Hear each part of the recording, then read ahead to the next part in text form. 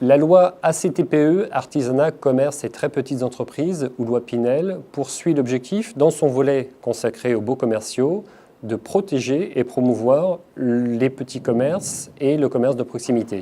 Donc il existe un certain nombre de dispositions qui ont été prises à cet effet, dont certaines, selon notre analyse, posent difficulté en ce qu'elles risquent de dissuader les investisseurs, qui sont les financeurs des murs d'exploitation, notamment pris à bail par les commerçants, les petits commerçants dont on parle, eh bien, risquent de dissuader ces investisseurs de s'inscrire dans ce marché immobilier. Désormais, au moment du renouvellement d'un bail, il est prévu que le nouveau loyer ne puisse être supérieur de plus de 10% à celui pratiqué l'année précédente. C'est le premier point. Et le deuxième point, c'est le décret relatif à la répartition des charges qui est prévu par la loi.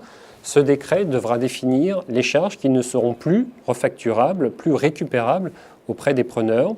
Et nous avons en ce sens réalisé des simulations au cas particulier des SCPI, dont il ressort que si jamais ni la taxe foncière, ni la TEOM, taxe d'enlèvement des ordures ménagères, n'étaient plus répercutables auprès de ces locataires, eh bien, la distribution servie aux associés des SCPI serait en diminution, pourrait aller jusqu'à une diminution de 20%.